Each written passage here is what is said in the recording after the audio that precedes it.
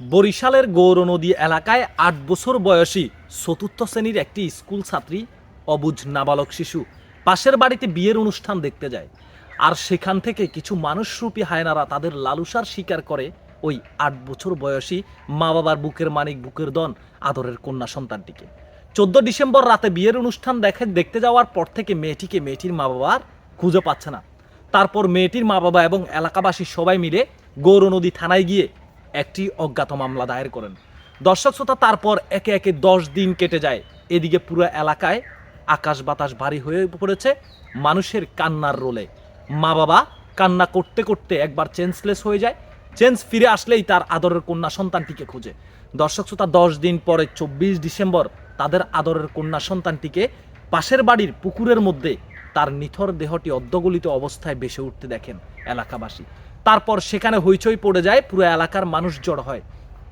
ঘটনাস্থলে পুলিশ প্রশাসনকে খবর দিলে পুলিশ প্রশাসন ঘটনাস্থলে আসে আর ওই কন্যা সন্তানটির, ওই কন্যা মেয়েটির দেহটি পুকুর থেকে উঠায়। শরীরের অনেক জায়গায় মাছ, পোকামাকড় এবং সাপ এবং কাঁকড়া মিলে খেয়ে ফেলেছে। মা বাবা এই দেহটি দেখে, এই পরিস্থিতিটি দেখে ঘটনাস্থলে একবার চেঞ্জলেস হচ্ছে। চেঞ্জ ফিরে আসলে আহাজারি করছে। পুরো এলাকার মানুষ কান্না করছে ওই মেয়েটির জন্য, কিন্তু কাঁদলো না শুধু ওই মানুষরূপী 3 জন হায়নার। দর্শক শ্রোতা, একবারও মনে হলো না এই মানুষরূপী হায়নাদের যে তাদেরও কন্যা সন্তান হবে একদিন, তাদেরও ছোট বোন আছে। এই মেয়েটিকে যখন ওই বিয়ের অনুষ্ঠান থেকে ওই 3 জন মানুষরূপী হায়না সেখান থেকে তুলে নিয়ে যায় পুছলিয়ে পাছলিয়ে বিয়ে বাড়ির এক পাশে নির্জন জায়গায় নিয়ে যায়, তখন মেয়েটিকে 2 জন মিলে চেপে ধরে আর একজন ওই সমস্ত কাজ করে। পালাক্রমে 3 জনের খায়েশ মিটায়। তখন মেয়েটির চিৎকার চেঁচামেচি, বাঁচার আর্তনাদ।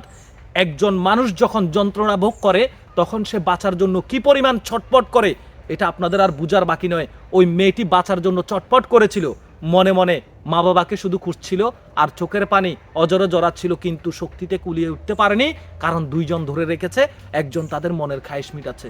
দর্শক শ্রোতা, মেয়েটি যখন এই অত্যাচার এবং লাঞ্ছনা এবং যন্ত্রণা সহ্য করতে পারেনি, ঠিক তখন মেয়েটি দেহটি একদম নিথর হয়ে যায়, মেয়েটি দুনিয়া থেকে বিদায় হয়ে যায়। দর্শক শ্রোতা, তারপর এই 3 জন মানুষরূপী হায়না এই মেয়েটিকে একটি পুষ্কুণ্ডিতে ফেলে দিয়ে সেখানে পুকুরের শিকড় বাকরের ভিতরে ঢুকিয়ে রাখে। তারপর তারা সেখান থেকে চলে যায়। 10 দিন পর দেহটিকে পোকামাকড়ে খাওয়ার পর অর্ধগলিত দেহটি সেখান থেকে বেরিয়ে চলে আসে। তারপর মানুষ দেখতে পায়।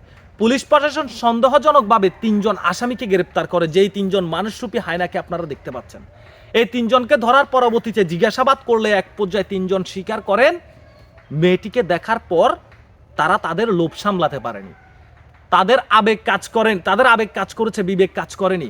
তারা বুঝতে পারেনি মেয়েটিকে পুছলি পাছলিয়ে বাড়ির পাশে ডেকে নিয়ে গিয়ে 3 জন মিলে মেয়েটির সাথে ও সমস্ত কাজ করেছে। 166 দ্বারা স্বীকারোক্তিমূলক জবানবন্দি দিয়েছেন আদালতে এই 3 জন আসামি। তারপর তাদের 3 জনকে কারাগারে প্রেরণ করা হয়। আমরা প্রশাসনের দৃষ্টি আকর্ষণ করব, কারাগারে না প্রেরণ করে তাদেরকে প্রকাশ্য দিবালোকে জনগণের সামনে তাদেরকে আইনের সর্বোচ্চ সাজা দেওয়া উচিত। কারণ এই সমস্ত মানুষরূপী হায়না আমরা প্রতিনিয়ত প্রত্যেক সপ্তাহে 2টা করে এরকম নিউজ করতে হয় যে মা বাবার আদরের কন্যা সন্তানগুলা অকালে দুনিয়া থেকে বিদায় হয়ে যাচ্ছে, মা বাবার বুকের মানিককে তার বুক থেকে ছিনিয়ে নিয়ে যাচ্ছে এই সমস্ত মানুষরূপী কিছু হায়নারা। আজকে তাদের উপরে আইনের সঠিক প্রয়োগ না হওয়ার কারণে, যথাযথ সময়ের মধ্যে আইনের সর্বোচ্চ সাজা না হওয়ার কারণে আজকে এই সমস্ত মানুষরূপী কিছু হায়না প্রত্যেক এলাকায় এদের মতো মানুষরূপী হায়নার চারা গুজিয়ে উঠছে। আজকে যদি এদেরকে দ্রুততম সময়ের মধ্যে যদি আইনের সর্বোচ্চ সাজার আওতায় নিয়ে আসা হতো, মিডিয়ার মাধ্যমে সেটা দেখানো হতো, তাহলে এই মানুষরূপী হায়নারা হয়তো বা সচেতন হয়ে যেত। একটা বার ওই মানুষরূপী হায়নাদের বুক কাঁপলো না। মেয়েটি যখন বাঁচার জন্য আহাজারি করছে, চিৎকার চেঁচামেচি করছে, যন্ত্রণা সহ্য করতে না পেরে চটপট করছে, তখনও মায়া হয়নি এই মানুষরূপী হায়নাদের। তাহলে কিভাবে বুঝবেন এদের ভিতরে মনুষ্যত্ব আছে? এরা কখনো মানুষ হতে পারে না।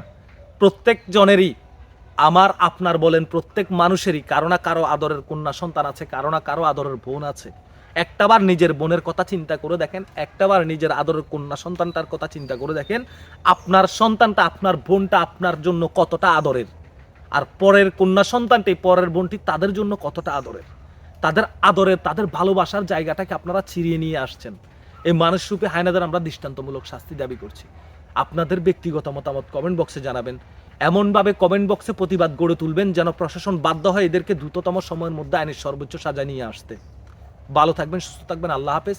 ভিডিওটি শেয়ার করে দেবেন, কারণ প্রত্যেক মা বাবাকে সচেতন হওয়া দরকার। আপনার কন্যা সন্তানকে আপনি ছাড়া এই পৃথিবীতে এক সৃষ্টিকর্তা ছাড়া আর কেউ আপনার মেয়ের নিরাপত্তা দিতে পারবে না। আপনার কন্যা সন্তানকে কখনো, আপনার আদরের সন্তানটিকে আপনার চোখের আড়াল হতে দেবেন না, কারণ এরকম মানুষ রূপে হেনা প্রত্যেক গ্রামে প্রত্যেক এলাকায় আছে, যারা আপনার আদরের কন্যা সন্তানটিকে শিকার করার জন্য উৎপেতে বসে আছে। সুযোগ পেলেই আপনার বুকের মানিকটাকে আপনার বুক থেকে ছিঁড়ে নিয়ে যাবে। ভালো থাকবেন, সুস্থ থাকবেন। আল্লাহ হাফেজ। আপনাদের ব্যক্তিগত মতামত পোষণ করবেন। আল্লাহ হাফেজ।